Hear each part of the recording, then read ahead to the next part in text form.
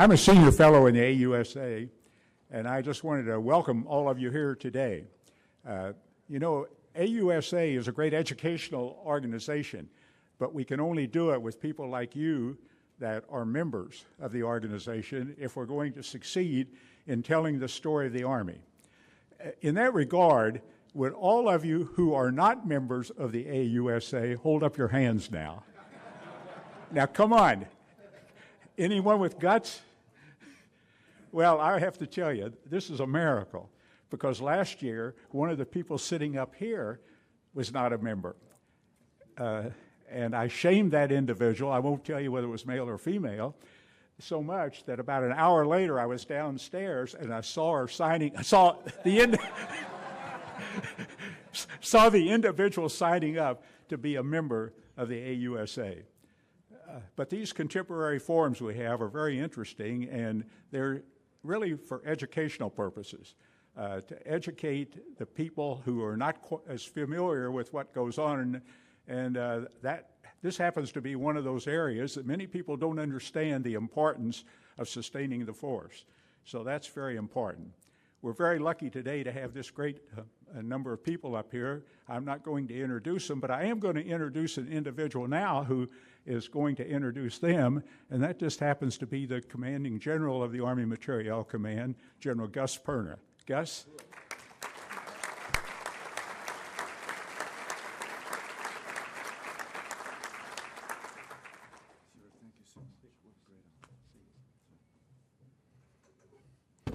Okay, so I really appreciate everybody's time today and allowing me to give a few introductory remarks to this great body. I'd be remiss if I didn't thank General Wagner and General Solomon, two of our great senior logisticians that are here with us today. It's a real honor, gentlemen, both of you. Also with us in the audience is Honorable Estevez, who many of us know because he threw us giant lifelines while we were in Afghanistan and Iraq. And I can clearly look everybody in the face and say, one of the good reasons I'm here, and I would suggest many people to my right, is because of his efforts. So, sir, thank you very much.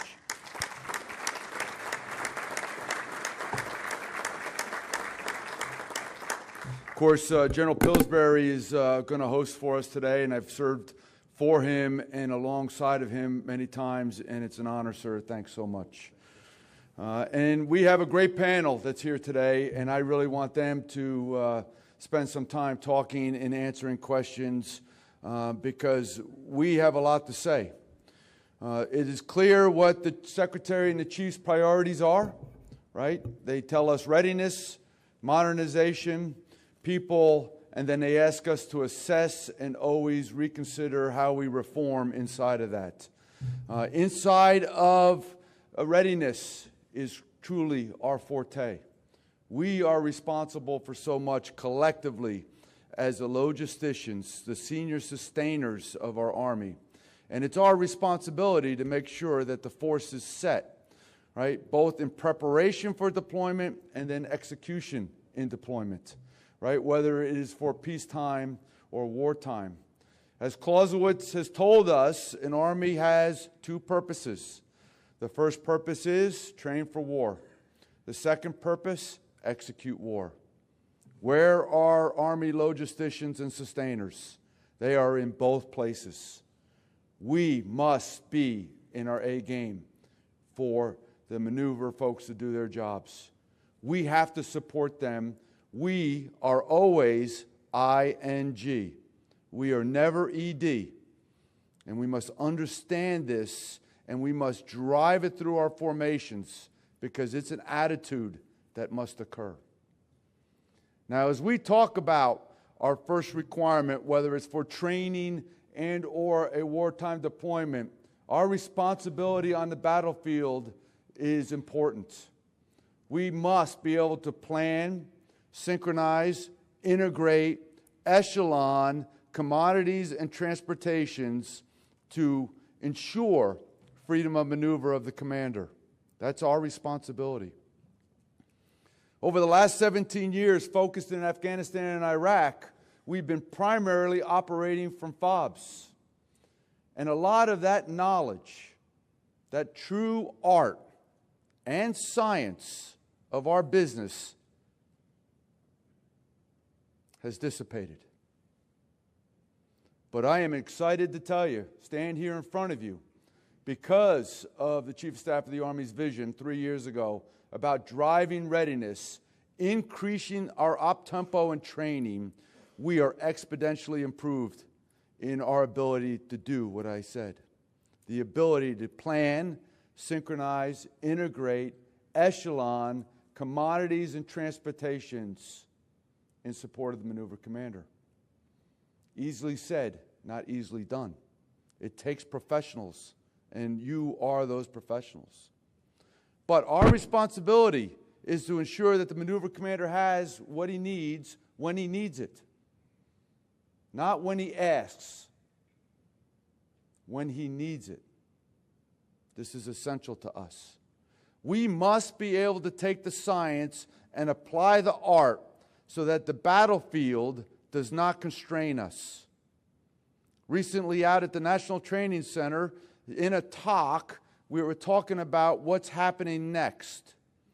The commander proudly responded to me, "Sir, I'm waiting for the log stats to come in." Trying to remain a little calm and patient, I said, "Now, exactly what do you do with the log stats when they come in?" Proudly, the commander said to me, "Well, sir, we read through them and we find out where the shortages are and we send things out." Like I'd never done that. And he said, and I said, "Well, what about, where are you at with the battle? What had happened in the battle? When did the battle start? What do you think you know based on radio transmissions? How much fuel does a BCT need to operate in the offense?" Just questions of probing. Very talented young man, answered all the questions for me. I said, "Well, why do you need log stats? You just told me everything that's going on. You know that the cross line of departure at 6 o'clock in the morning. You know it was cold, so that meant they turned on the tanks and the Bradleys and the Strikers at 4 in the morning. Now, you know they've been running fuel now for 6 hours, and in 2 more hours they'll be out of fuel. How come your fuel trucks are not already on the road?" And the young man looked at me like, "Oh, I don't need the log stat." That is the art and the science that we must apply. It cannot be our recollection of being in Iraq and Afghanistan a difficult challenge, but not the same in executing decisive action. Right? It is not the same. We have to get ahead of the decision cycle. More importantly, we have to understand the situation so that we can provide what we need to provide when they need it. Now let's assume, and I believe a valid assumption, that we are getting stronger every day in our ability to execute field sustainment and logistics. I see it. We're growing. We're growing the core competencies back in the young officers, majors, lieutenant colonels. Our warrant officer corps is coming back strong, and our NCO corps, always strong, is leading the way for us. I believe that our ability to sustain on the battlefield is already good, and it's getting better every day.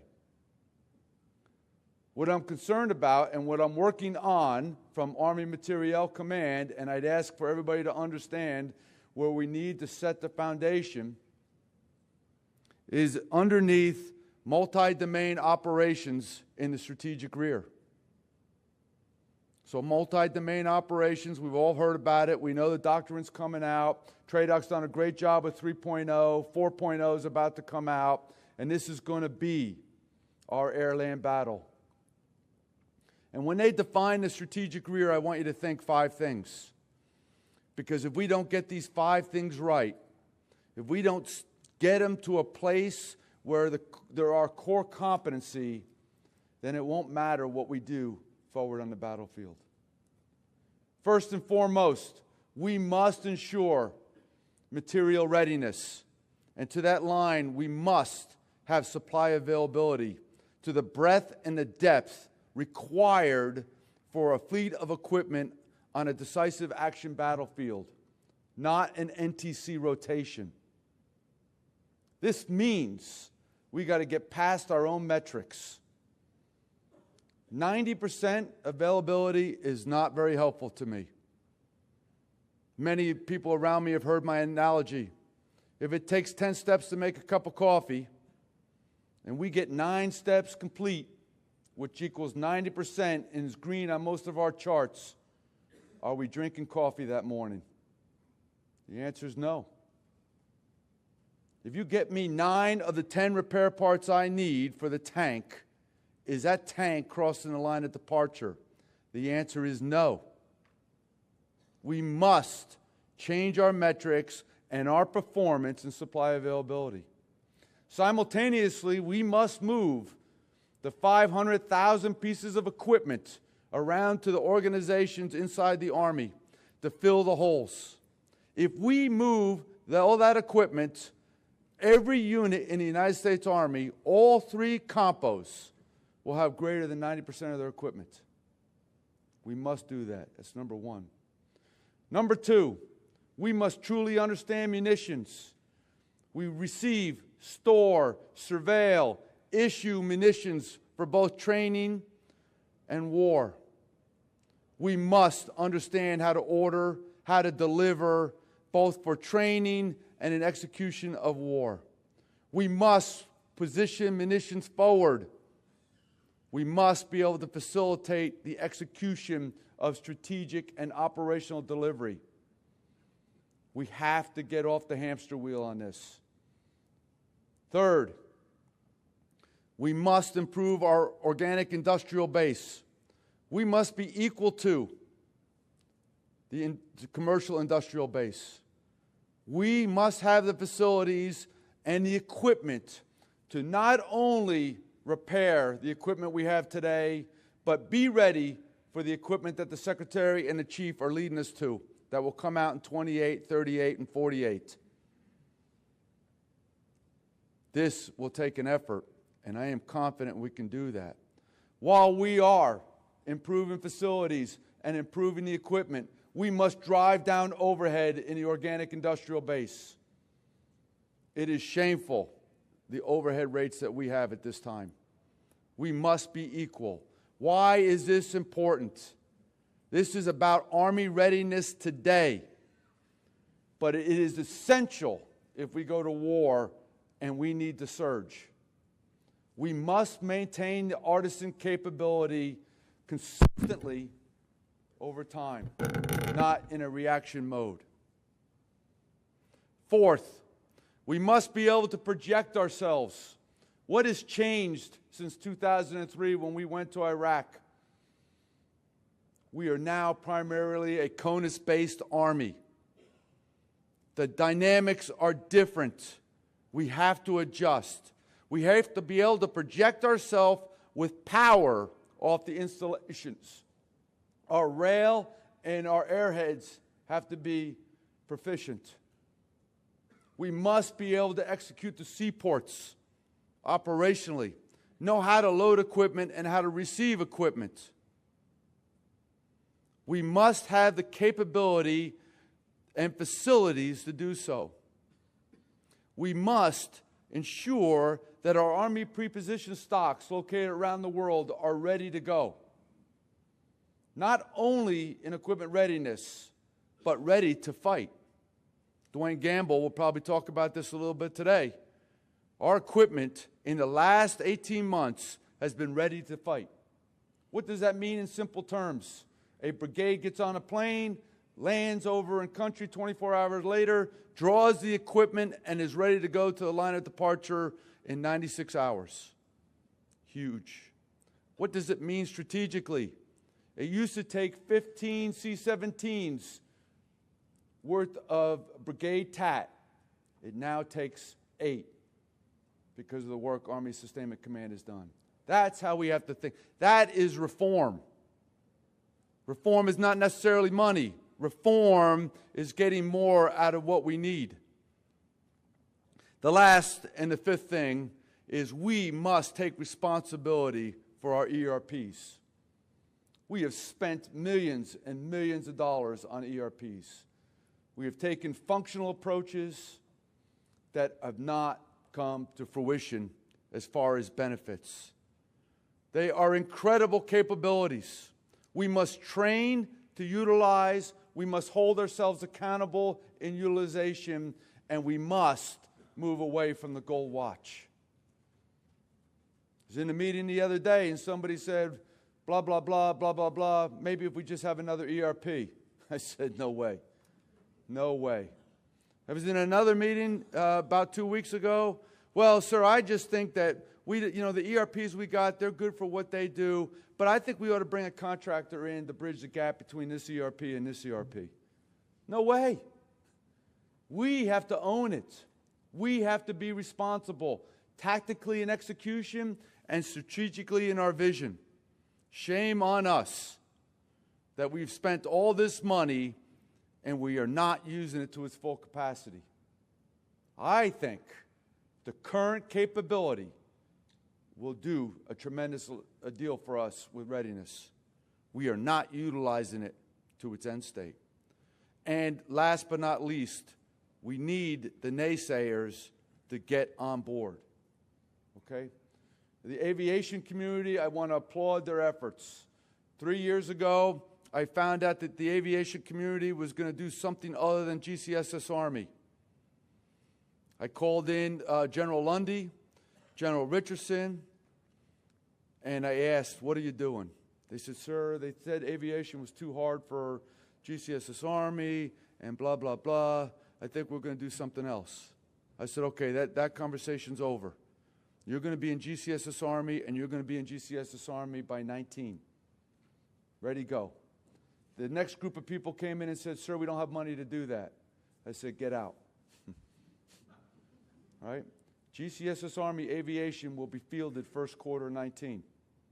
Okay? Because of the great work by the aviation community, because of the great work by our PEOs, we figured out a solution.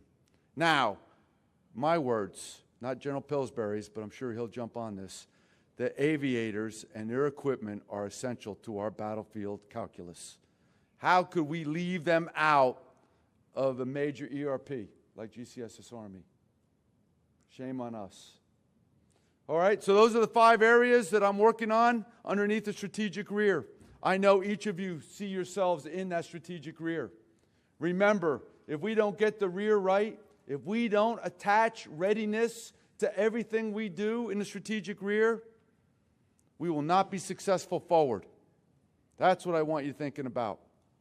We got to set the conditions and be ready forward.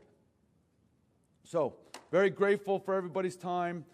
I appreciate the panels allowing me to come in here. It's really pretty easy, though. 51% of the vote goes to me. But I'm very grateful, and for that, General Pillsbury and General Daly, thank you so much, and I turn it over to you. All right.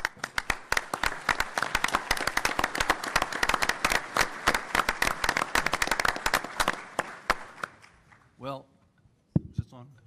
Thank you, General Perna. This concludes the briefing. Honorable Estevez, General Wagner, General Solomon, thank you all for doing what you do and what you did for us in our Army for so many years. I'm going to introduce the panel. It's going to be very quick. To my right, your left, is General Daly, the Deputy Commanding General for Army Materiel Command. Been in the Army 31 years. He's came from being the CG at Army Sustainment Command. He's been deployed to Afghanistan and Iraq before. He commanded the 43rd Sustainment Brigade out of Fort Carson in Afghanistan, knows tactical, operational, and strategic logistics. To my left is Major General Dwayne Gamble, a graduate of Western Maryland College, commands Army's Sustainment Command in Rock Island. He was the CG of the 21st TSC. He's been a 2-star for 4 years now? Year 5, sir. Yeah. And he's been in command the whole time. Really kind of pisses me off.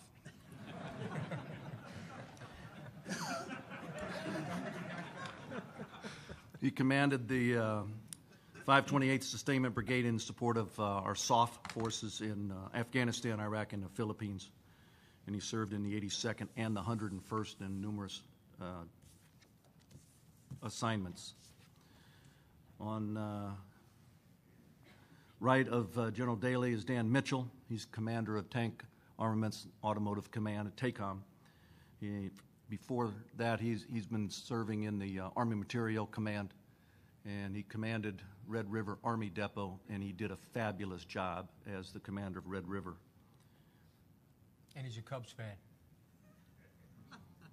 Okay, he didn't do that good a job in Red River. I know he did a good job in Red River because I was a senior raider, and it was a phenomenal effort for him and for TACOM. To his right is Rodney Fogg. He went to King College in Tennessee. He's the commander at CASCOM right now.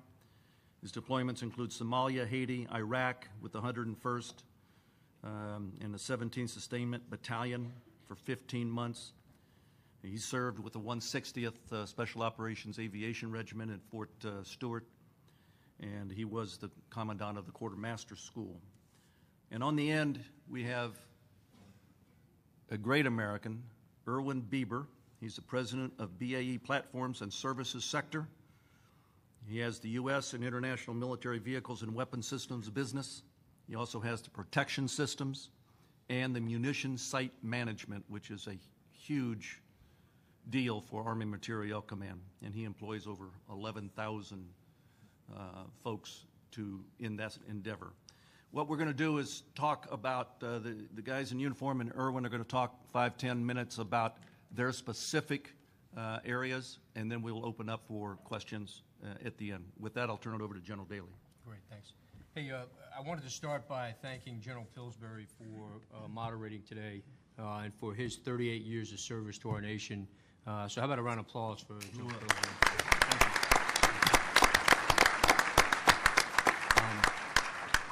I also wanted to double back. I know we've recognized these gentlemen, but it's so important to recognize their service and contributions to our nation, and that's Honorable Estevez, General Wagner, and General Solomon. Gentlemen, what you have done for our Army and for our military is absolutely fantastic, and we are indebted as a nation. And so how about a round of applause for them again? I also wanted to recognize a couple others. I see Mike Bills in the audience with your team. Mike, Commanding General of 8th Army. Mike, it's great to have you here, and it shows that we have a great partnership, and we're honored to have you here as part of this panel today, as part of this forum. And then I also see Darrell Williams and his team. Darrell, our partners at DLA, and the great work that they do each and every day to support the warfighter. And so how about a round of applause for those two individuals as well. Now I got to start. I have to make a confession here. I am in a state of mourning.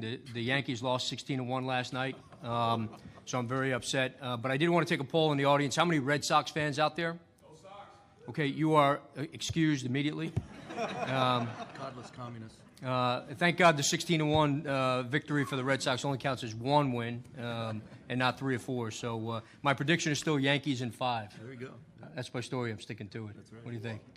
So I also wanted to thank our allies and international partners. If you could raise your hands and stand, please, so we can recognize you all. It's great to have you all here.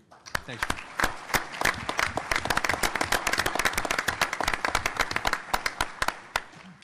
So I'm going to double back on a couple of comments that General Perna mentioned and really start off with 3 critical messages that I think we as a panel should really convey to you over the next couple of hours. One is how we operationalize the sustainment warfighting function to support large-scale combat operations in a multi-domain environment. You heard General Perna talk about it, and as we all know, this environment is not only complex, but extremely resource-intensive. So that's the first thing. The second is, in light of the theme of AUSA, Ready Now, More Lethal Tomorrow, it's important to know and to think about, from a sustainment warfighting function, how we adapt, we reform, and we anticipate future requirements at echelon so that we can deploy, fight, and win. This is not about business as usual, as General Perna mentioned. And then the third and final piece is how do we synchronize, integrate, and execute sustainment functions from the strategic support area, that's our CONUS factories, our organic industrial base, ammunition plants, our depots and arsenals, our mobilization force generation installations, our MFGIs, and Army power projection platforms, to the joint support area that's in the AOR, and then ultimately to the tactical point of need, which is in the deep and close areas. And we have to understand how to do that at echelon and do it unbelievably well, given large-scale combat operations. And you heard some of the vignettes that General Perna talked about. Simply said, how do we support from factory and fort to foxhole? And including all segments of the process to include strategic movements, okay? So as we move forward, we're going to do this in really three segments. We're going to focus on 3 pillars, and these great panel members up here are going to help us do that. These 3 pillars will enable freedom of maneuver in the battle space, 1, the extension of operational reach in the most austere expeditionary environments, and then 3, ensuring prolonged staying power. That's what we do as an Army, and that's what we do as part of the sustainment warfighting function. So with Secretary Esper's and General Milley's priorities on focus on lethality, readiness, and modernization, all under the umbrella of reform, along with General Perna's nested focus on operationalizing our outputs to deliver sustainment effects at the tactical and operational need, there are numerous initiatives that we've undertaken, not only at AMC, but across the material enterprise and across the tactical and operational formations, right, to ensure that from a tactical and operational environment perspective, from a material enterprise perspective, along with DLA and industry, and from the areas of institutional training, doctrine, and material solutions, that we are on track. And so before I hand it over to Dwayne Gamble, I wanted to hit 5 quick focused reform efforts, and they're synced with what General Perna talked about. The first is supply availability and equipment readiness. As General Perna mentioned and Secretary Esper mentioned earlier this morning, we continue to make monumental progress here. When we look at VCT readiness, on average, there's an increase of 50+% in our readiness rates. We're laser focused on improving supply availability. We know we're not there yet. We're changing metrics to get at the right things that will ensure support to the warfighter. We're focused not only on supply availability from a standpoint of depot workload as well as our tactical units, but we're focused on getting better every day in terms of forecasting and funding our requirements with DLA and industry, knowing that training and deployment op tempo will not decrease, but rather increase. In fact, we've increased our capital investment on secondary items and repair parts by almost $2 billion between last year and this year. So we're getting after and turning the corner on supply availability from several different efforts.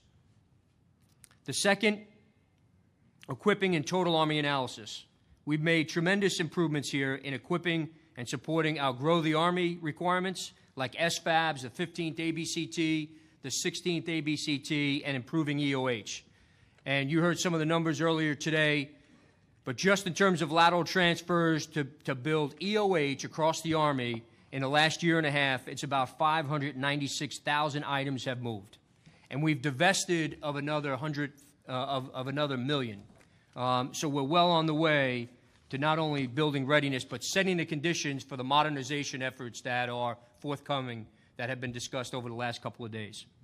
The third is the sustainment, modernization, and facilitization of our organic industrial base. And again, you heard General Perna talk about that as well. We're investing billions of dollars into munitions procurement. We're working the OIB modernization process and approach and comprehensive strategy to bring our 20th century facilities into the 21st century so that we not only can focus on immediate readiness rates, but also surge capability for the future. We're changing the way we workload our depots and arsenals. We're attacking advanced and additive manufacturing. We're driving make or buy decisions at our arsenals, and the list goes on. And associated with our 700 or 800 plus programs of record, our efforts to transition those programs from acquisition to sustainment and ensuring long-term readiness is absolutely critical. The bottom line is that we are leveraging the power of the organic industrial base to drive and support readiness and modernization efforts. Number 4, setting and sustaining the theaters. So this includes globally pre-positioned stocks and munitions. We're reassessing the APS strategy of 2014 to make sure it's in line with the National Defense Strategy. We're configuring our APS for combat and ensuring it's ready, as General Perna mentioned. We're making our BCT ASLs mobile and more lethal in terms of stockage. We're ensuring that our MFGIs and our power projection platforms can project the force. We're revamping LogCap. Dwayne is going to talk a little bit about that. We're changing our organizational design to better support, and not to be forgotten and critical and underpinning all of this is that we continue to improve our efforts to operationalize contracting. And then lastly, in terms of training, doctrine, logistics, solutions in support of operations, and modernization priorities, you heard the rewriting of ADP 4.0, a renewed focus on development and training, equipment like NGATS, the next generation autonomous test set, autonomous logistics platforms, medical research and material command is now a part of AMC. They're assigned to AMC so we can better integrate Class 8 and medical logistics into the battle space. We have a long-term vision for contractor logistics support, for logistics assistance representatives on the battlefield, and our ability to support weapon systems readiness forward on the battlefield to ensure momentum. We're really working to get irreversible momentum on predictive and conditions-based maintenance initiatives and working to align and integrate our ERPs, as mentioned, LMP, GCSS Army, to ensure they are truly readiness enablers, right? And you heard General Perna talk about integrating the aviation piece, the ammunition piece, the medical piece, and then the transportation piece. The bottom line is that we are reforming and we continue to reform to meet the Army strategy, the Army vision, and priorities, and as well to support combatant command requirements. We're embracing change, and I would submit, as we go through the rest of the session, industry needs to do the same, and we appreciate their cooperation and their partnership in this. The bottom line is that it can't be business as usual going forward, right? We cannot settle for status quo, and we have to change the way we look at the world, the way we look at the battle space, and the way we execute the sustainment warfighting function at echelon. So I'll stop there, and I look forward to your questions. Great. Thank you, sir. All right, good morning, everybody. As stated, I'm Dwayne Gamble. I'm the Army Sustainment Command Commanding General. I've been there for just over a year. I'm grateful for being there. Looks like for a complete command tour. It really is a fabulous place to work, and we've got fabulous professionals that work there. Army Sustainment Command is the AMC's integrator of everything that AMC and the material enterprise bring to bear on hard tactical problems for Army. We're responsible for delivering AMC unique capabilities to the operational and tactical level in support of Army readiness. Like the entire material enterprise, we operate from the strategic rear area and all the way to the tactical front, and then simultaneously from strategic level through the operational level to tactical level. So the breadth and depth of what AMC does and ASC integrates on behalf of our Army is both deep and wide. ASC is a war baby, though, right? Conceived in 2005, born in 2006. So the world's changed, right? Our Army's changed. We have a new national defense strategy. We have our Chief of Staff of the Army has been crystal clear about what our priorities are, which is Army readiness and in support of large-scale combat operations. So ASC is changing like the rest of AMC, and we're reprioritizing what we do through that lens of large-scale combat operations. We're posturing all aspects of ASC to posture our Army to deploy rapidly to and for victory in large-scale combat operations.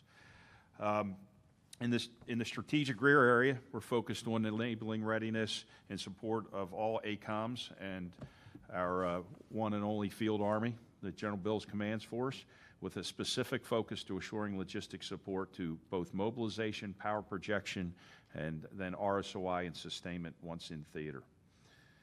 Over the past year, in conjunction with FORCECOM and First Army, our contracted partners, we've set our CONUS installations at our power projection platforms and MFGIs to rapidly expand and then to deploy the force at the speed and endurance required by a large-scale combat operation tip-fid flow. And that would be impossible without our contracted partners. Also, we've thickened our brigades and our battalions, our AFSBs, and I see a couple former AFSB commanders and AFSBN commanders here in the audience today. We've thickened their staffs so they're better postured to anticipate the requirements of large-scale combat operations and of the forces they support. And in doing so, we also merged 11 of our 22 AFSBNs with 11 of our logistics readiness centers in CONUS and in Hawaii and Alaska, so that we have a single face to the field at the tactical level with an eye towards focusing those 11 brigade commanders on divisional readiness and with all the divisional enablers, and on power projection and mobilization support. 6 of the remaining 11 battalions have APS responsibilities, and they've been focused for the last 2 years, first under General Daly's leadership, now under mine, on configuring our APS for combat. General Perna talked about one of the outputs of that, which is a reduction in the 2 accompanied troops equipment requirements for lift from home station to a theater of war. So I won't repeat that, but configuring for combat essentially is taking, for the first 2 years of this effort, done inside AMC at General Perna's initiative, within our resources, we've increased the readiness of our APS equipment sets so that with the eye towards when forces flow into the theater, they rapidly draw configured equipment instead of an erector set that they have to put together in the assembly area, that we're doing that ahead of time while in peace, and then we issue it to them and they're able to employ that equipment at a much faster rate. In FY19, our Army will follow through on that initiative. The momentum that General Perna's established, the Army's got behind. In FY19, the Army will actually procure additional enablers for 2 of our APS sets, and then we'll configure those in 19 and 20 as we continue down this road of configuring equipment for combat. And lastly, we've retooled the Logistics Civilian Augmentation Program, or LOGCAP, with an eye towards setting theaters for large-scale combat operations.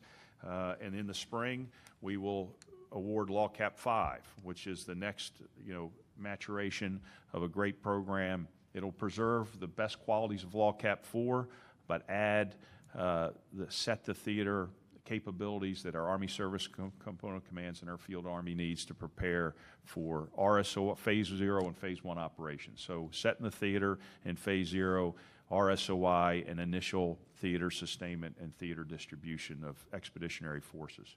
So I'll stop there. I ask you to consider some hard, tough questions for us, and then we look forward to your questions in the conversation. Thanks. Thank you, Dwayne. Dan? Thanks, sir. Thanks. My name's Dan Mitchell, and I'm your Tank Automotive and Armaments Life Cycle Management Commander. It's a big mouthful, but it's an honor to be your TACOM LCMC commander. I've been in that job for 3 months, and I love going to work every day. What I'm going to talk about today is the organic industrial base and the supply chain, briefly. My job is pretty simple. It's to build Army readiness, material readiness. And for my particular life cycle management command, that's for about 65% of the Army's equipment. And then I have partners in other LCMCs that worry about aviations and missile and communications electronic equipment and munitions. So as a team, we were worried about Army readiness, sustaining Army readiness, building Army readiness, and then maintaining the supply chain. So the Army Organic Industrial Base is managed by Army Materiel Command, and it includes 23 depots, arsenals, and ammo plants with about $40 billion of real property, and it was built mainly in the 1940s. Some of those are government-owned, government-operated. Some of those are government-owned, contractor-operated. Some of those are contractor-owned, contractor-operated. Nevertheless, they're our responsibility. We in this organic industrial base, we have capabilities such as the U.S.'s only large caliber cannon maker, the Joint Forces' only energetics and explosive producers, and North America's only tank plant. So the purpose of the organic industrial base, as General Perna said, is to be a national defense insurance policy in support of the Army's role to prepare for war and to go to war. It's an insurance the Army needs to solve not only near-term readiness problems that come up that were unforecasted, such as pitted gun tubes or carbine selector switches or Humvee tires, or when General Walker needs his HET and MHE reset, we can do that for him at the drop of a hat. Setting theaters with supplies and equipment that weren't known or forecasted the year before, and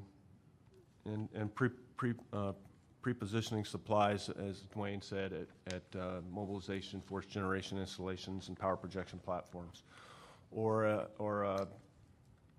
resetting the OPFOR surrogate vehicle fleet in the year of execution as it's needed. So those are things that your organic industrial base does for near-term readiness, but they also have to maintain the needed capability that may not other be maintained, and the skills and the facilities to support our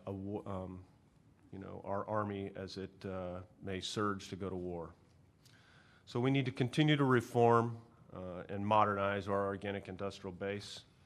We're synchronizing it as one of General Perna's initiatives with the sustainable readiness model, so that as General Bill sends 1-3 back from its rotation in Korea, we're ready to surge on it to apply MWOs, to have all those parts ready. We know how many tank engines it needs. We're ready to do that. We're already prepared to do that.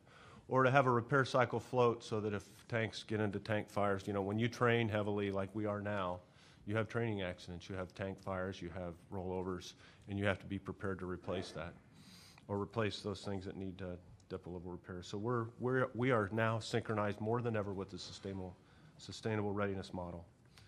We're optimizing. I see the JMC commander down here. We're optimizing our ammo storage capability.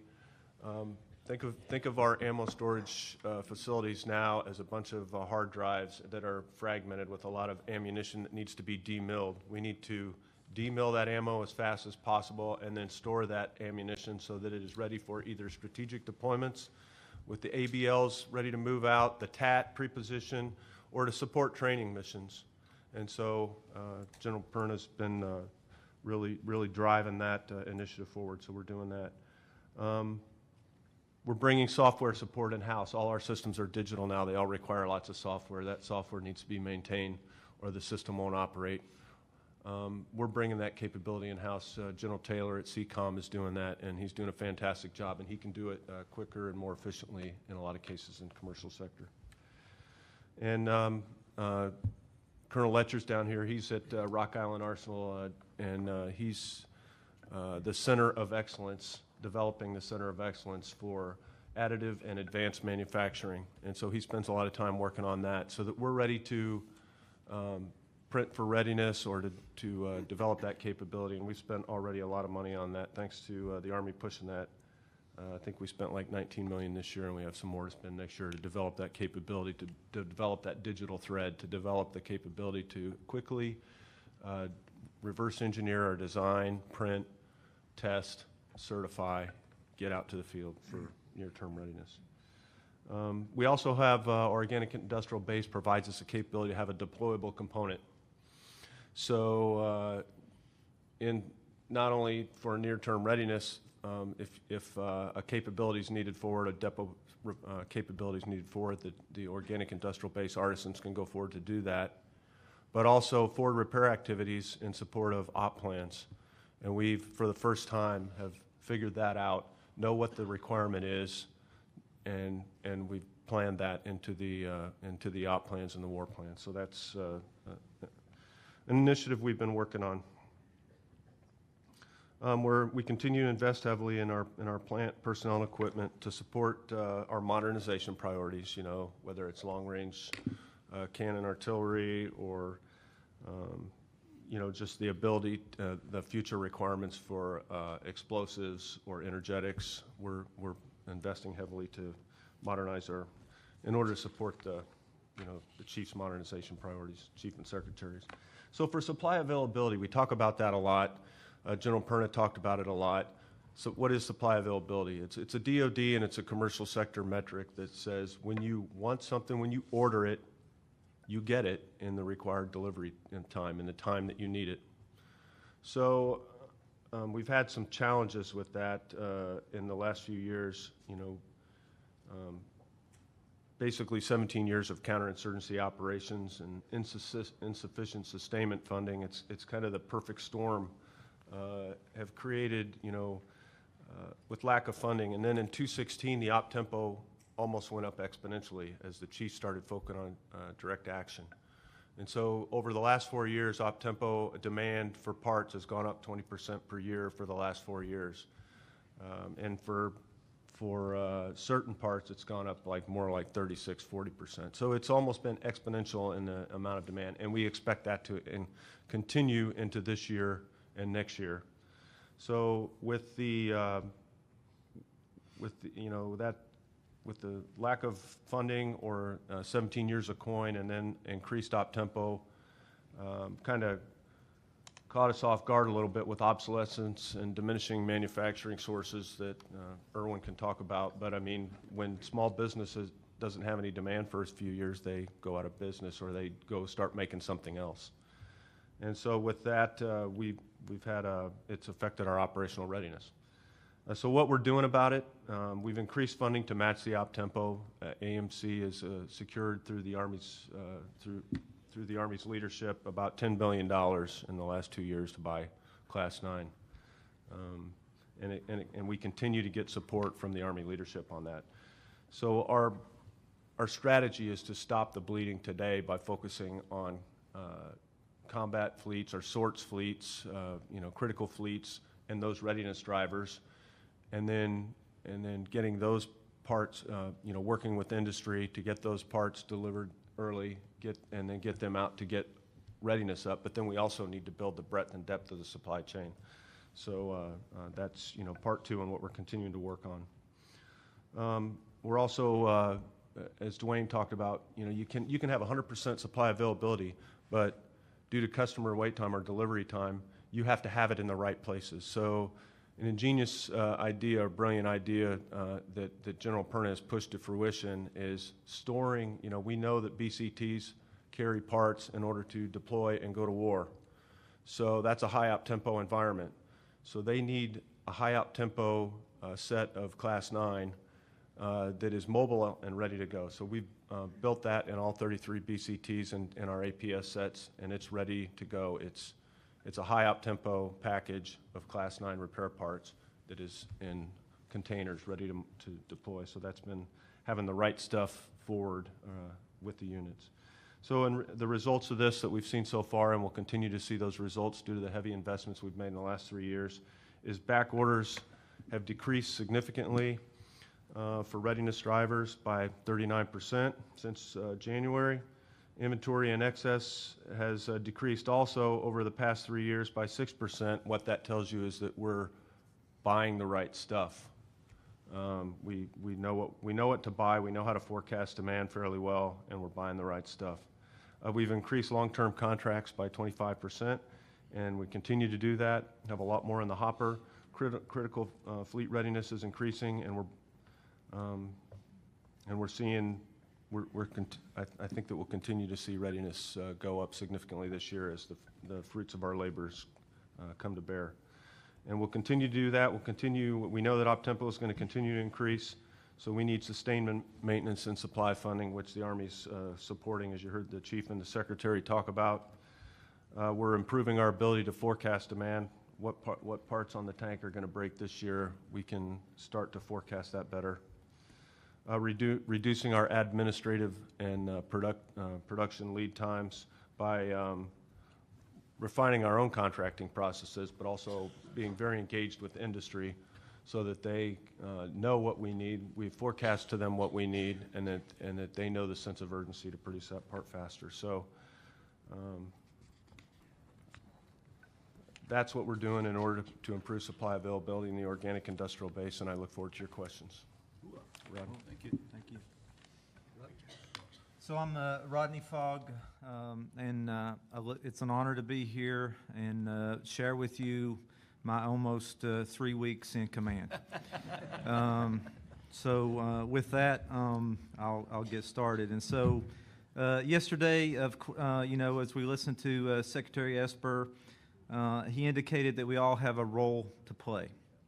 And so linked to the Army Vision and the NDS, so at TRADOC and at CASCOM, the Combined Arms Support Command, we're on that path linked to this vision for readiness, lethality, and modernization. And he also indicated that it's comprehensive. And so I know the things that we listen to and we often hear about is linked to increased capabilities for fires, which we need and is a priority. The 6 modernization priorities, bringing back capabilities for our BCTs and optimizing them, absolutely required. But when we think about a comprehensive approach, of course, this means that we've got to have the sustainment and logistics capabilities to go hand in hand with this. And so that's what we're here to discuss today, and that's what we're looking at as we're moving forward within CASCOM on the efforts that we have. And so first, let me talk about our focus to update doctrine. And so last year at AUSA, they released FM 3.0, and we're linked in and nested to develop an update and have put months into the effort in our capstone document, FM 4.0, Sustainment Operations. And so just to give you some updates on this effort, we wanted to more clearly define how we support combat operations. I think everybody understands that's what our foundational document needs to do. We need to do this linked to 3.0, a near-peer competitor in large-scale ground combat operations. And so we've been optimized really for COIN operations over the last 17 years. And so this is really a sea change to a degree. This document is going to refine command and support relationships at echelon, sustainment integration and synchronization, which General Perna emphasized, prioritization from the tactical to the strategic level, again, kind of linking the science and the art required, soft operations and how it's supported, HRFM activities, etc. Really, what are the conditions that must be set to meet the operational objectives, both in the offense and the defense, for all commodities, maintenance, transportation, and distribution. We're also looking at our organizations. And so how are organizations designed to support large-scale ground combat operations, again, after 17 years of unconventional warfare? The way that we've organized our logistics units needs to be reviewed end to end. And how do we need to potentially redesign some of them and emphasize on most critical requirements and capabilities to get after fuel and ammunition, medical transportation, and distribution on the battlefield. Both functional units and headquarters must be looked at and must be placed in the lens of an austere, expeditionary, complex, dispersed battlefield. This is the battlefield that logistics units will be specifically targeted by the enemy so that they can reduce our freedom of action and flexibility. And we want to provide freedom of action and flexibility. We also are going to look at the compo mix. If you look at our sustainment and logistics capability, often up to 90% of our capabilities is in the reserves. And that's not necessarily bad. but we need to have the right balance of capabilities for early entry operations. And so we just need to look at petroleum units potentially. What is it that we must have within the first 60 days? Transportation to move our tanks, ammunition, and command posts. We need to look holistically so that we will be able to fight off the ramp.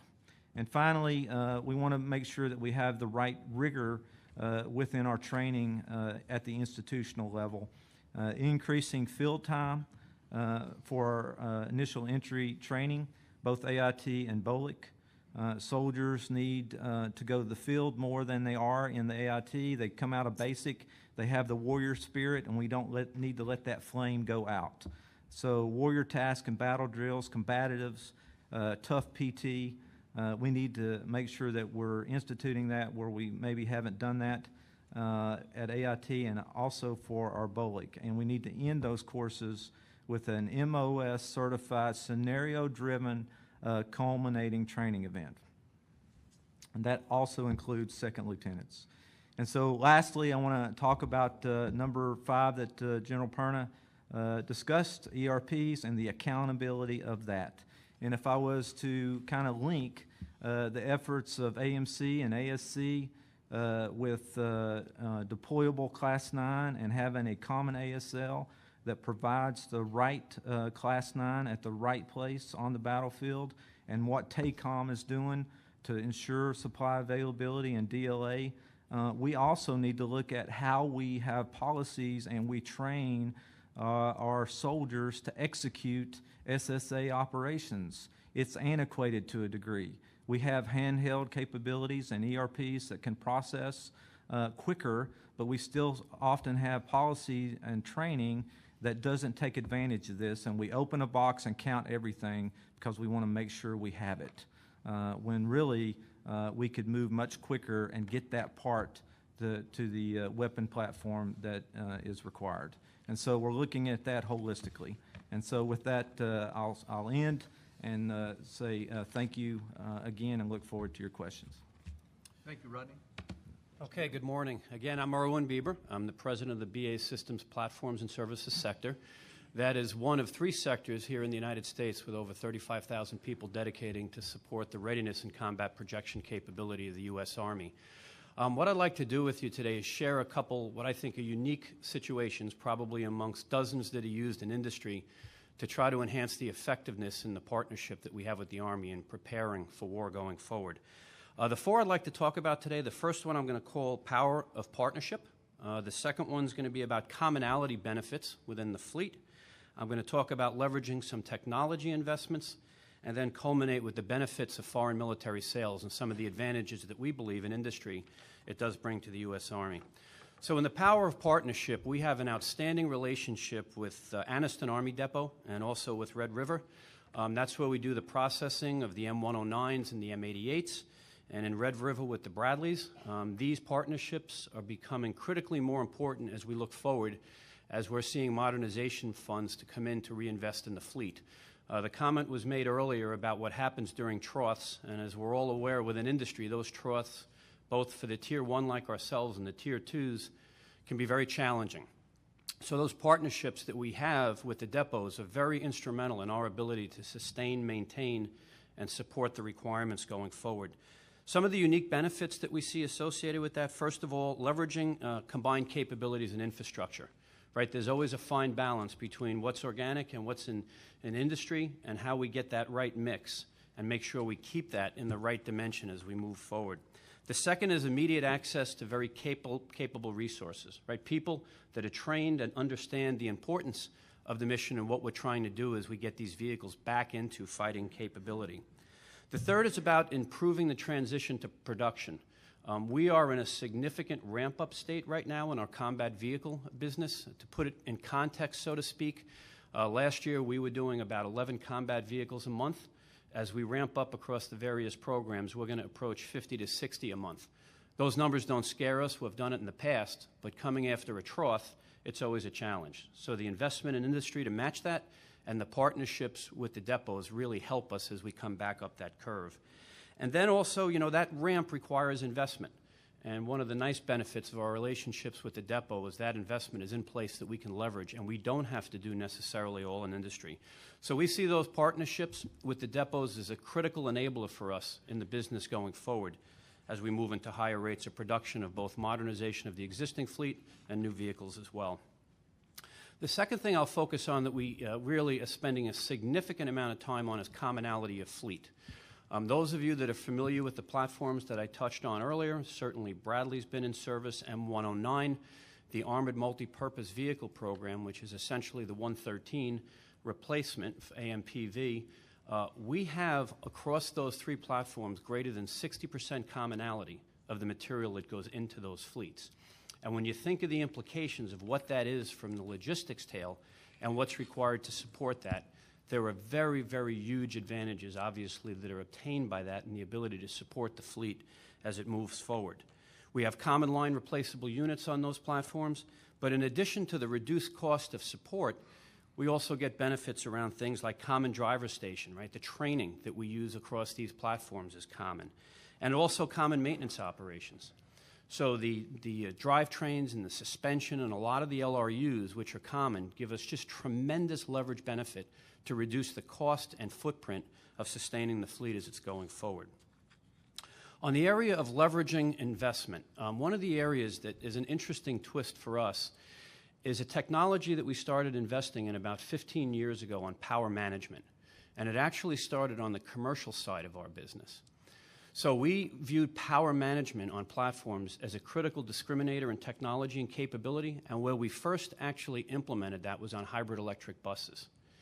And BAE Systems right now has about 5,000 hybrid electric buses around the world that are leveraging that technology that we've now brought to bear in the upgrade of the existing combat fleet and on new platforms. So the Paladin Integrated Management Program, PIM, that's going into full rate production, that has implemented a high voltage backbone, a 600-volt backbone, which has tripled the amount of power that's on the platform, but also very importantly has eliminated a lot of the hydraulics and mechanical structures that have been in there. And the benefit of that is significantly increased reliability, right? And the advantage, the fact that, we're leveraging commercial technology into the military platform to increase its capability while reducing its support cost, improving its reliability, and then ultimately, down the road in the next generation of platforms, leveraging that into hybrid electric drive. And what does that mean in the area of improved reliability, reduced fuel, and the logistics train that comes along with that? So you can see in each one of these examples so far, we're very much focused not just in bringing the capability forward, but how do we reduce the cost and the logistics footprint of operation and the material that has to go into the supply system. The last thing I'll touch on very briefly is work that we've done on a program called M777, right, the lightweight howitzer that's been in service for the Army, the U.S. Marine Corps, Canada, and also Australia. As many of you may know, this is the long-range fire for the Army out of a towed howitzer. And the Army and U.S. Marine Corps and international requirements around this program completed production several years ago. So the production line has gone cold on M777, and in working very closely with the Army, we have developed an FMS case to bring this capability to our allies, and we're presently under a contract under FMS to bring that to the Indian government. And we are delivering the M777 right now under that contract. And the important point from my perspective on this is how do we partner with our allies to use other people's money to invest in bringing capability back online that's critically important to the U.S. Army and the U.S. Marine Corps. So that capability has been spun up, and on the heels of that, it now allows the Army to further procurements on somebody else's nickel, right, on M777 guns. And in fact, the Army has just procured an additional 18 M777s to allow them to take advantage of a hot production line. And the other element that's critically important about this is what that means from a long-range precision fires perspective, ERCA, and what do we do with extended-range cannons. So in this scenario, right, we believe that we've really leveraged the partnership with the Army, our allies, to bring a capability back online and maintain that production capacity as a joint team. The last thing I just want to mention is just some perspectives, I think, on what we view in industry as critically important to make sure we're in lockstep as we move together in these challenging times of maintaining op tempo, maintaining the supply chain, maintaining readiness for combat. And I would say, first of all, clarity of requirements. right? Absolutely key. We can't hit the mark with the Army unless we understand clearly where we're trying to go together. The second thing is predictability of funding, right? It was mentioned earlier. The challenges that we face, and I know both Congress and DOD work this together, right? But the challenges we face and the whipsaw that takes place makes it very hard for the Tier 1, Tier 2. Last night I was having a drink with a gentleman who supplies electronic components for us on PIM, and he basically said to me, we were almost out of business 3 or 4 years ago, a certified supplier. And as that fluctuates back and forth, how we maintain a healthy supply base, it doesn't mean we always have to be at full production, but it also means we don't go down to levels like we've seen in the past to maintain that continuity. The third thing I would say is looking for win-win opportunities, sometimes in unconventional contracting strategies.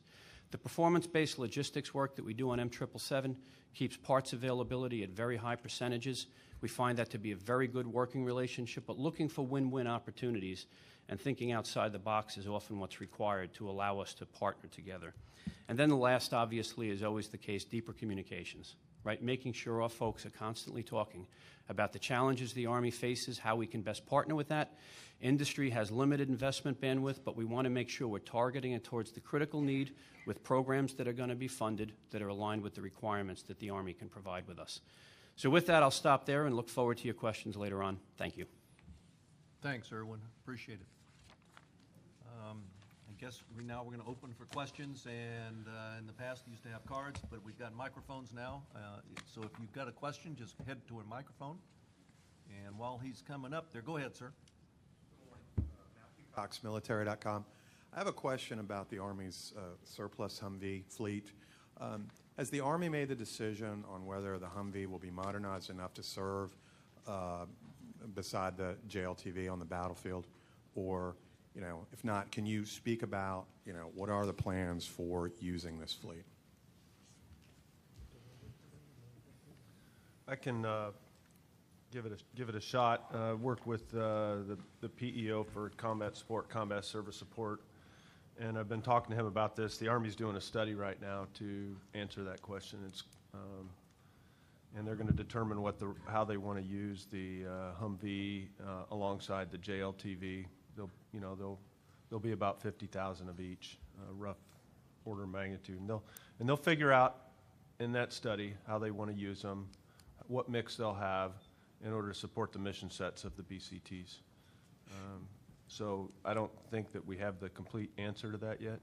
Just as a quick follow, can you tell me when the study started, when it's expected to be completed, and who's doing it?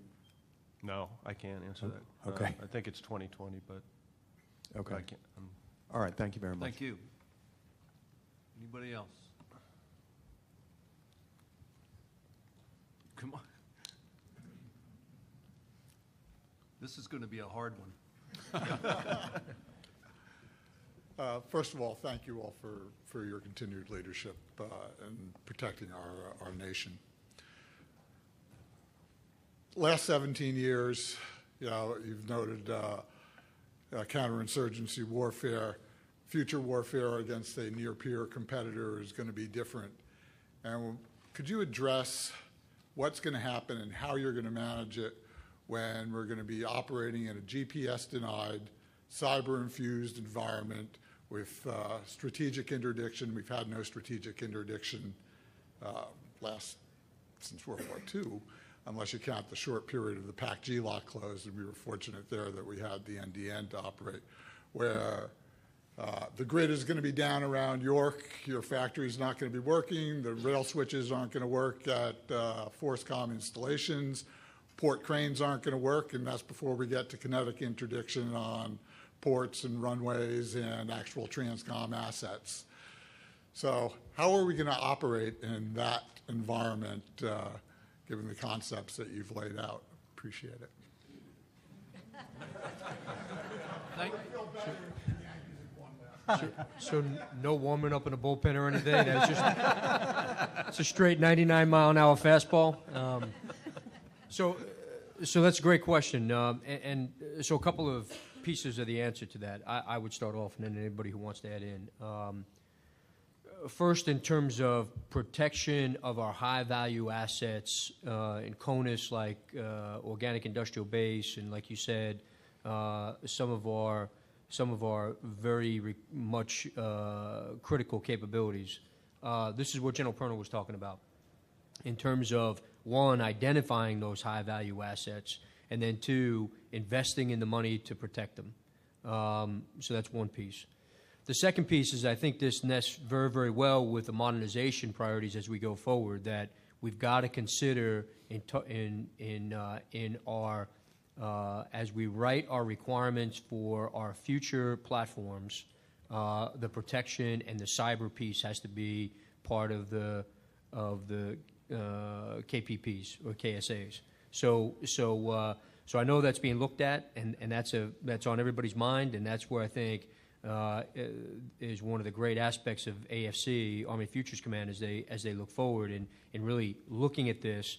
And it really nests very, very well with multi-domain operations. If we're really serious about attacking multi-domain operations as an approach, as part of our doctrine, then we have to look at it in all aspects, at all echelons of the battle space, from combat platform to strategic node.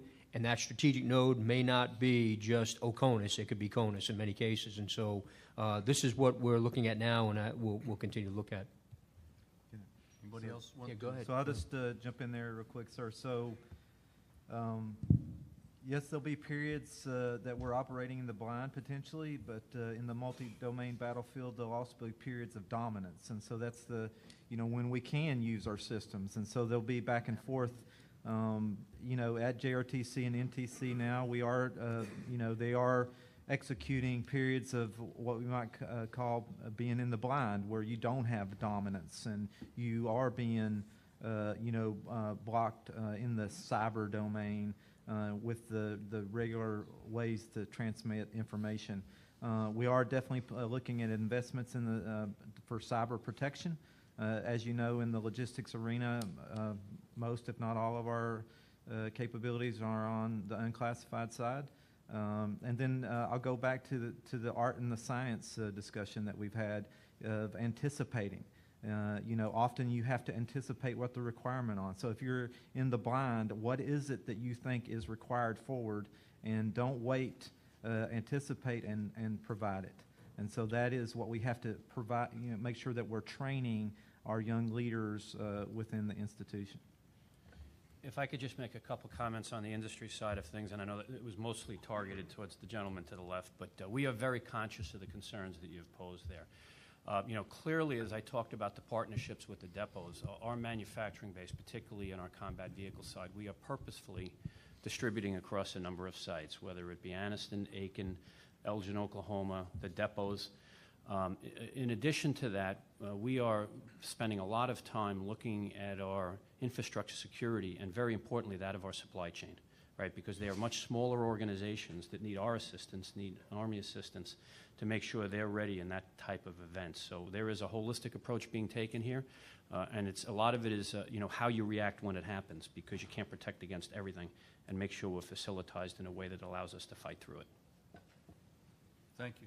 Sir. Thank you. I'm Jerry Harrison with the Spectrum Group, and my question focuses on obsolescence. With legacy systems out there that need to be sustained, I heard that we're putting more money against repair parts, but sometimes as suppliers come and go, that doesn't solve the problem. So I'd like to hear if there's some initiatives, if this is a problem, are there initiatives, what they are, how industry can help with that. And the second part is because all services face this, is this a joint effort among the services, or is this something that we're just doing on our own? Thank you. Obsolescence. Okay, so when we develop the log support plan for any weapon system that we're buying, my job is to sign off on the, before the type classification, the material releases, to make sure it has a log support plan for it. And part of that log support plan is obsolescence management. So we require an obsolescence management plan with every system that we field, and they all have them.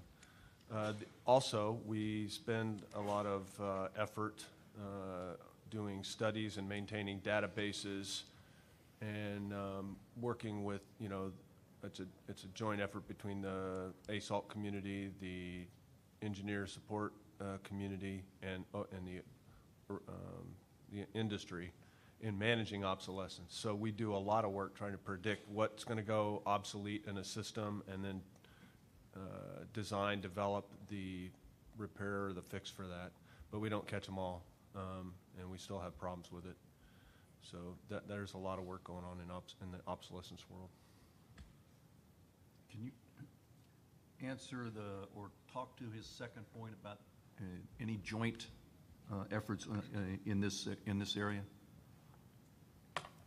Sure, I don't know any, but So just from a broad joint perspective, I know DLA, our partnership with DLA, and then obviously across industry, as Dan said, we look very, very particular at obsolescence issues. So it's just not us as an Army perspective, but I know we work hand in hand with DLA on it, and then with our OEM partners on it as well. It is a problem, we've looked at it from a central perspective in AMC in terms of how we work a comprehensive approach across the lifecycle management commands. But quite frankly, we still have work to do in that area. I think the key is going to be that as time goes on, the divestiture of the end items, where you have high volumes of obsolescence in terms of repair parts, secondary items. I mean, inevitably that'll take care of itself over time if we really focus on the modernization priorities that the Secretary and the Chief have discussed. What we're not good at is we're not good at divesting of legacy equipment that prolongs and exacerbates our obsolescence issues, if that makes sense. Thank you. So a bit tactical answer to your question, but an opportunity for a shameless plug for Rock Island Arsenal, which has been producing readiness for Army since it was an arsenal in 1862. And if you all come out to the Midwest, you can visit Ken Letcher, who is going to stand up the Additive Manufacturing Center of Excellence. So if industry has any, and that's one very tactical aspect of addressing obsolescence, is our ability to make repair parts rapidly and then Ken to proof them at Rock Island and then send them digitally out to the field where they can be printed or milled, in a very tactical setting. So, I know that doesn't, address the broader obsolescence issue, but so Ken, raise your hand. So if you're into the additive manufacturing kind of business, Ken will gladly talk to you and he'll appreciate talking to you as we stand up this Additive Manufacturing Center of Excellence. Yeah. I think that's a great point, Dwayne. Between advanced and additive manufacturing, that mitigates the impact, on one perspective, and then our long-term vision in terms of additive advanced manufacturing is piece of it is obsolescence, but the other piece is really to get ahead of it, so that we can really enable readiness. And the way we view it is at echelon at the tactical level, as Dwayne mentioned, where we can actually build readiness at the tactical point of need, but we don't have to wait for a supplier. I mean, we can actually do things forward in the battle space or in support of the organic industrial base where Ken is talking about. So, thank you. I believe you were next. I just have a question on APS. As you retool and reorganize APS for combat, especially in the new NDS environment, is there a plan to reposition the APS? As an example, APS 5 maybe going to Europe or somewhere else in part or even in total to realign our forces? So let me jump on and I'll hand it over to you. So we, as an Army, have to make sure that our APS strategy is aligned with the National Defense Strategy. No decisions have been made in terms of repositioning any sets across the world at this point. But we do need to make sure that we constantly reevaluate. Right now, we're going off to the 2014 strategy, or in terms of APS, but we realize, and I know Headquarters DA is working with, obviously, DOD and the combatant commands on, okay, what makes sense in terms of the long-term NDS. nothing to add. So Department of the Army G3 is, as General Daly said, taking a holistic look at APS, developing, so it is, our current posture has a born on date of 2014, but it's also been modified over time. So it's, in my opinion, and the Army G3 is already working it, it's time to take a holistic view through the lens of the new NDS at our APS strategy. I wouldn't be surprised if there were moves, but as General Daly stated, it's really conceptual at this point as they work through that and present decisions to the Chief of Staff and the Secretary of the Army in conjunction with, the Joint Staff, because, the APS fulfills COCOM requirements. But, I think as the person that, or as the commander of the organization that executes that strategy on behalf of the Army, I think we relish the opportunity to be part of the discussion. Yeah, I think the other thing too, so Dwayne brings up a great point. I think, to get into more specificity on the NDS, right, we talk a lot about dynamic force employment, right, the ability to be able to react, right, to place globally pre-positioned stocks ahead of need across the world, right, so that you get speed of response when required. And so if you think of it, it's intuitive that some things, we're going to have to really relook, right? There are some things that, really give us dynamic force employment, like our pre-po afloat stocks, right? We can react anywhere across the world with our pre-po afloat stocks. So intuitively, I think you'll see that things align very well, and then there's other areas where we just got to go back and look. And as Dwayne said, the Army G3 is looking at that. Good morning, sir. Chief Warrant Officer Don Teasdale, Army Reserve Aviator. In my civilian life, besides being a rock and roll singer and a movie actor and a few other things, I have the good pleasure of working with gentlemen up front in the industry of development for radio frequency identification. And about 6 or 7 years ago, I first learned of this RFID technology, and I was doing an inventory in the unit, and I brought to light with the supply sergeant that this could really make a difference for how we do our inventories. It could really cut down on time. And we kind of joked about it. He said, "Oh, that'll never happen." I said, "Oh, you never know. It might get down to the supply level, to the unit supply level at the company and battalion, at that point." So all these years later, working with gentlemen up front in a number of projects, especially here in the state of Maryland, we've helped a number of state agencies to meet their asset tracking requirements. I brought him here today or this week because we wanted to get smart on what does the Army see as the future for RFID, and what challenges are you facing, particularly with bringing it down to that unit level, and what visions might you have for that technology? So you want to talk about it from a CASCOM perspective, and then maybe Dwayne from a tactical perspective? Okay.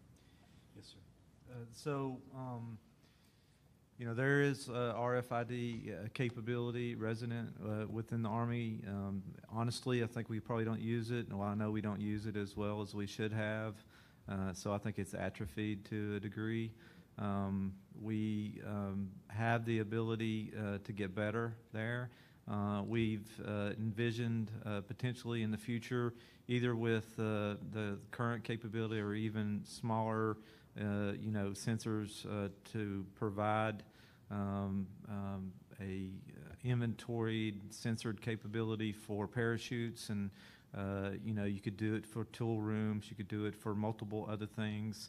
You could potentially use our logistics information systems to set something up that as you're walking out of an NBC room and you take the NBC mask out, that it would immediately understand which mask was coming out of the room, et cetera. I mean, there's multiple ways that you could use current technology and innovate.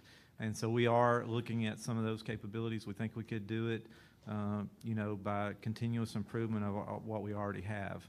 Those are some things that we're looking at. Honestly, we probably don't use what we currently have now, but we are looking at maybe how we can improve that and then push forward into some better capabilities.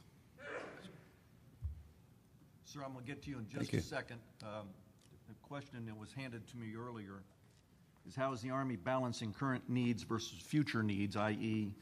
UH-60 Victor versus future vertical lift? Or another way to put it, when will we stop paying for legacy upgrades and direct more funding for modernization?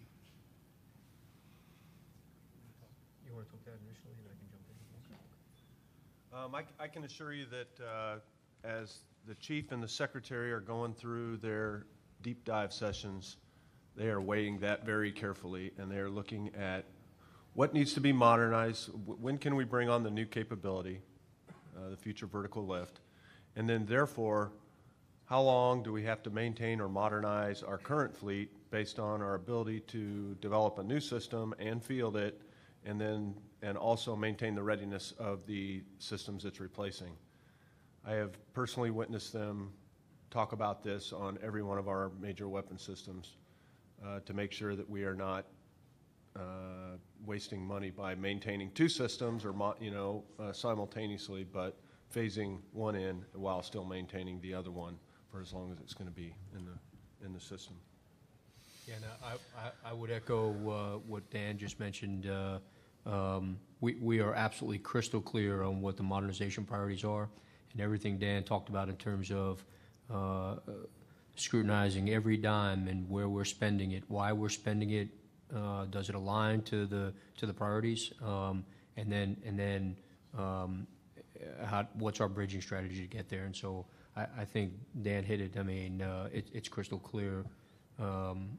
Secretary and the chief have given us those priorities, and that's what we're focused on. So good. Sir. Thank you. David Larder with Defense News. I'm wondering, and I came in a little late, so if you address this, I do apologize. We did. Well, I just sit down then. So the Army's been doing heel-to-toe deployments with brigade combat teams to Europe, and I'm wondering what you're learning from working with Transcom on the brigade level, moving your stuff, getting it over to the continent, and how that might be expanded to much larger bodies of troops. And I'm a Navy reporter, so I'm kind of a little fish out of water, but I'm interested in what you're learning on your end and how you can drive improvements moving forward. Yeah, hey, so Dwayne, I'll hand this over to you in a second here, but let me hit the aggregate here, okay? It's much more than just heel-to-toe rotations in one area. Just for example, last year, we moved, strategically moved, either to a CTC or an OCONUS deployment, the equivalent of 76 brigade combat team, brigade equivalents. So we're doing it worldwide. And the more repetitions we get, the more we put those lessons learned in our kit bag, and we're getting very, very good at strategic deployments. So much so that we're not only making our required delivery dates to the AORs, but we're treating redeployments to home station as deployments, and we're putting ourselves on the clock to do that as well. We're opening up the numbers of ports that we're using that have atrophied over time, and so we are really, I would say, making significant progress and continue to do so.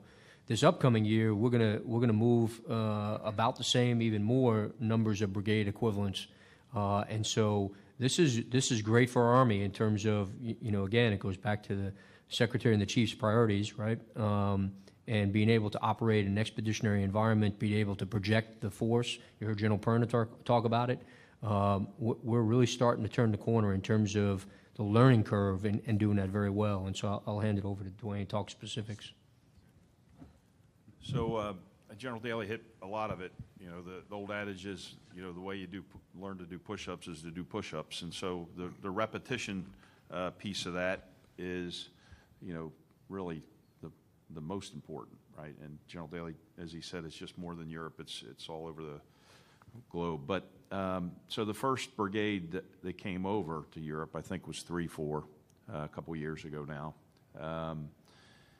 And so the big lessons learned from that and the really good news here is the Army's proven itself to be a learning institution, right? The lessons learned are lessons learned and not, lessons repeated, So the shortcomings or everyone builds on itself. So the first and foremost is, we're loading ships for combat and not for administrative movement. And we candidly, over the course of the last 15 or 16 years, had grown accustomed to maximizing, any vessel, whether it was a container, working with DLA, maximizing the container space. We'd gone there a couple years ago to, holding repair parts, and then making sure we get the last, we fill up that little air in the container, and then so readiness, takes a hit, in the name of efficiency. We did the same with strategic movements. We started optimizing for efficiency instead of readiness on the other end. So I think, candidly, that was one of the biggest lessons learned with 3-4. And we learned that lesson ahead of the deployment, right? But we were headed down that pike, right, with Transcom, hand in hand, heading down the pike towards efficiency. And we caught ourselves and corrected that course. So that's one of the big ones. The next one is, candidly, we're relearning how to move across theaters, right? So our Army's a campaign. Our Army campaigns. That's what we do. And short of all-out war, we're going to have to cross sovereign national boundaries, and we're relearning how to do that in Europe because Europe is a big place. It's a big theater, but we're crossing multiple sovereign nations' boundaries in the process, and we're relearning that sovereignty matters, right? And that it's not like moving across National Training Center or Joint Readiness Training Center or across the United States. That we really have to pre-plan and work with our allies and partners to make sure that our P's and Q's are in order, right? So we're relearning the whole discipline, everything from how we load a ship, how then you cross-load on multiple ships in case there's strategic interdiction that the Honorable Estevez talked about earlier. So thinking through that whole process, and each of these deployments gets better. As General Daly said, SDDC and Transcom and the theaters are all working hand in glove to go out, both load out of ports that we haven't used in decades in the United States of America, to berthing in ports that we haven't used in decades in countries overseas that are working with us to rebuild that type of strategic and operational flexibility. So I'll stop there. It's really about the discipline of the whole process and the thought process that goes into thinking through contested environments. And forgive me, the last point is this, is each of these deployments we're thinking through them with SDDC and Transcom and the theaters is not a discrete brigade or company or battalion deployment, that we can choose when to bring the ship into the port. We're holding ourselves accountable and pretending, if you will, that this is one in a flow, right? One ship in a flow of dozens of ships that are coming into a port. And so we're disciplining ourselves, and it doesn't make sense when people watch how we do it. They say, well, why didn't you do this earlier? And you could have done that yesterday and prepped for that. We're holding ourselves accountable in terms of one of many in a flow, right? Because we have to do this at the speed and endurance required for large-scale combat operation tip-fit flow. We can't do it as one discrete thing. So our Army Service Component Commands, the COCOMs that they are part of and support, as well as our strategic partners like Transcom and SDDC are all partnered in that to make sure that we're not cheating ourselves, and we're wringing every ounce of readiness out of each one of these opportunities. Good. Thank you. Rodney. Thank you, General Pillsbury. Rodney Pennywell, the Informatics Applications Group, Huntsville, Alabama. This question is really more along the line of supply chain integrity. Oftentimes we hear in the news that our electronic components and things of this nature that we receive and are going onto our modernized systems are oftentimes counterfeit.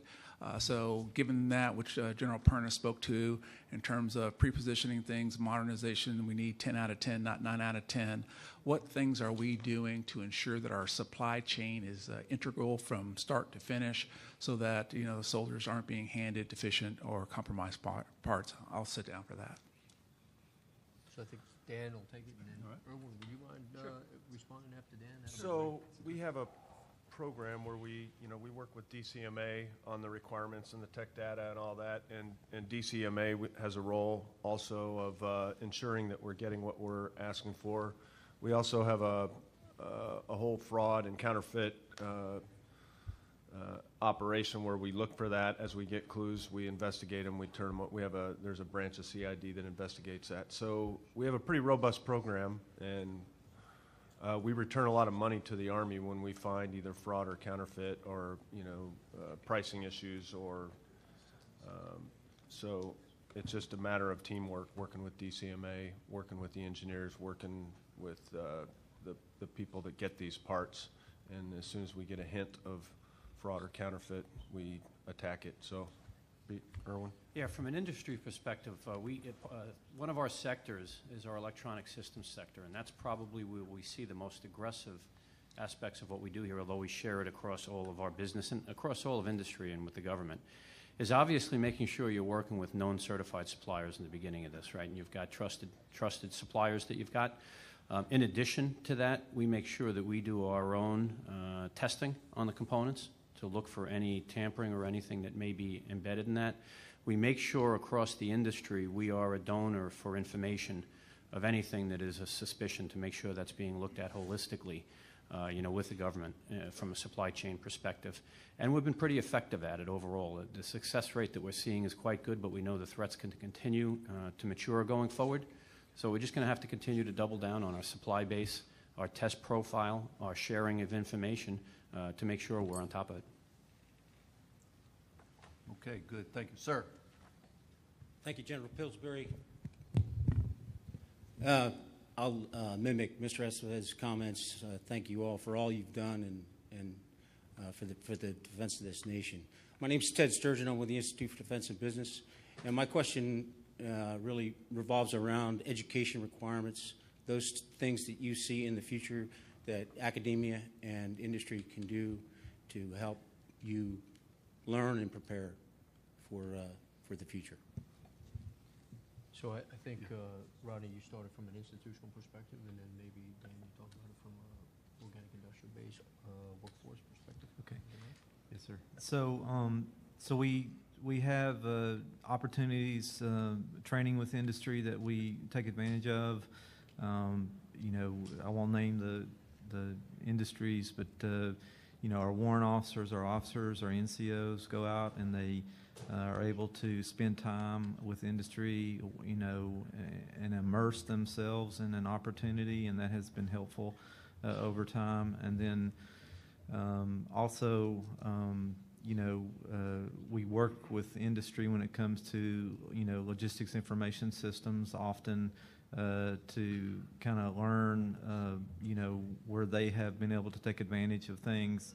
So specifically right now, my mind goes to data analytics, and so where maybe we're not where we'd like to be is with the data analytics and being able to use the capabilities that we have in a better way with making decisions and using the information that we have towards the logistics capabilities, the supply availability, the supply chain, what we've seen ourselves on the battlefield.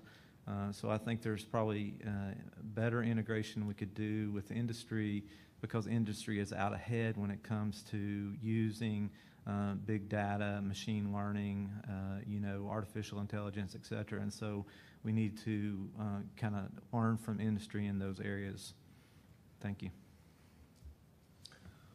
Hey, Ted, I'll tell you from an industrial-based point of view, we have to maintain capabilities. We even received some funds for that to maintain facilities, skills, and capabilities in case we have to surge in time of war. So what's an example of surge in time of war? So back during the Operation Iraqi Freedom, we started using a lot of aluminum rounds to a much greater extent than we had in the past. So it was at least 10 times the capability. We had maintained that capability in our organic industrial base so that we were able to surge quickly and meet that 10x requirement in a very short amount of time because we maintained that skill set. So I think that the organic industrial base does a really good job of partnering with their local communities on the skill sets that they need to develop in order to maintain that surge capability. Where I see we need to develop a capability that we currently don't have is, we bought all these ERPs, we collect all this data, and we're just scratching the surface on how to use it, how to do demand forecasting, how to do condition-based maintenance, prognostic, and all that, like Rodney was just talking. So I think the skill sets that we'll need in the future are data scientists, SAP or ERP, trained people, supply chain management people that know how to take all that data and turn it into knowledge and help us forecast and determine where we need to go in the future. If you have any bot builders, I'd like to have a lot of bots to do a lot of reports and do demand forecasting and stuff like that. So we need bots, bot builders. So thanks, Ted. Could I make a couple quick comments in response to that? First of all, I think we all know, right, that we have a crisis pending ahead of us. When you look at sort of the workforce that we have on the industry side, it looks like two humps of a camel. We've got a lot of our workforce, probably 50%, that's within the next 10 years of retirement. We've got hiring going on, so we've got a lot of junior people. You look at the average workforce age within our organization, it's about 47 years old. But it's not distributed demographically the way you'd want to have. So knowledge transfer and all of that becomes absolutely key. A couple of things we're keenly focused on is making sure we've got strong university partnerships, making big investment in STEM opportunities across the board. We're looking to make sure we're diversifying the workforce. But we also, as an industry, have to adapt to what the incoming generations are looking for in the workspace. It's very different than what it was when I was, coming out of school. Completely different arena. So I think we have to make sure the thing that really gets people to stick in our organization is pride in the mission and what we support. And we have to make sure that as we bring the talent in, those that connect with that tend to stay with us for a very, very long time because they're proud of that. But we've got to be very proactive because, that group of people that are 5 to 10 out have a lot of knowledge. A lot of focus goes into knowledge transfer right now. We also spend a lot of time on internships. We're significantly increasing the internships, so we get a chance for people to see us and us to see them to make sure it's a good match and we've got a workforce that is going to support our needs going forward. Thanks. No, thank you. Dwayne, let me. I just wanted to expand on one thing that both Irwin mentioned and Dan mentioned, and so we see it the same way in the organic industrial base and the workforce, and that's one of the things that, quite frankly, keeps General Perna up at night, in understanding that the artisan workforce is continuing to age, and this whole thing on knowledge transfer and having the ability to make sure that we continue to maintain our core capabilities and expertise of that workforce. So we look at intern programs. We look at obviously staying closely coordinated with academia in high schools, and other institutions of learning throughout the in the areas, but Congress has given us over the last couple of years some very liberal direct hiring authorities. Those are working, and in fact, Frank, you're here. How many just in the last year in using those authorities? About how many people have you hired on? About 200 today, planning on another 200. Our best plan was hiring in 47 days first hire. Yeah, so that's great, Frank. So this is an example where Congress has really helped us out. Almost 400 plus individuals that now Frank Zardecki and Nathan Schwartz now at Toby Hanna Army Depot can pull in new expertise, right? That really helps to perpetuate, the required capabilities we need over time. And that's huge. And so we're using that throughout all of our depots and arsenals because it's a game changer. It lets us mitigate the impacts that Irwin talked about. So, Dwayne, I know you wanted to say a couple of things here. Yeah, so two thoughts on your two questions. First, industry. So what can industry do what you're doing right now is come to events like this, whether it's AUSA or it's Industry Day at Rock Island or whatever the venues are, and talk to us, right? My squad leader notebook's full of stuff that I've learned the last day and a half now or a day about things that we can pursue, that we can learn from industry. The great innovation happens in the government, but a much greater volume comes out of industry. So showing up to places like this with innovation and integrity, right, and be able to have an open professional dialogue really is useful, maybe more useful than some of the younger officers in the forum here, NCOs really understand. On education, I echo everything the panel member said. I'll tell you from an education perspective, I candidly have been working with the local government, state governments that are, Rock Island borders Illinois and Iowa, working both state governments and local governments as well as schools on the idea of long-term educating our children on service to the government and the opportunities of service to the government. Because just for the same reason of our artisans that work in our factories, I have DA civilians and, people drive, I tell people all the time, people drive across the country for a GS 14 or 15 job at Rock Island. And most of my GS 14s and 15s on Rock Island aren't locals, right? And so why can't we partner with the local schools to educate them about the opportunities right in their backyard and start in the 7th grade and put them on a career path, that would make them competitive. And we're getting plenty of them, don't get me wrong. I mean, I don't want to sound like, we got zero local people in the community, but I think we got to go deep on service to our country. It doesn't have to be in uniform. Our great Department of the Army civilians, candidly, I don't know where we get them, right? But I just do know that, it's like the camel. But ours is a one-hump camel, right? It's, most of them are getting closer to retirement than they are to graduating college. And so anything our education system can do to educate our children and put them on a career path where they can be of service to our country, even if it's just for a couple years, and then they move on to something else. But I'm concerned about it enough that we're talking to every chance I get with a mayor, a governor, a school administrator, or the local college down the street who we're starting a great partnership with. And what we're going to start off with is the president of that college is going to come onto Rock Island and interview the commands on Rock Island on what qualities they need, what skills they need, and then try and reverse engineer the programs of instruction, both the brick and mortar and the virtual programs of instruction, so to start developing people that can be more competitive for government service. Great. I think we got time for one more. Sir. Okay, I'll ask you the hard question for the end. I'm Bill Buck, Soldier for Life. I go to your comments about AI and ML and recruiting industry to participate in that and help the Army in that direction. I think about needing that capability on the edge of the network, and I think about devices that soldiers carry into contact. The semiconductor industry right now is, as you've seen lately in the press, has suffered some, let's say, crisis of integrity in some ways towards the use of semiconductors in military applications. I'm really concerned about that because I've been in the industry, kind of in the Army and in the industry for a few years, and I see the primary facility in the world at TSMC starting to open new factories on mainland China.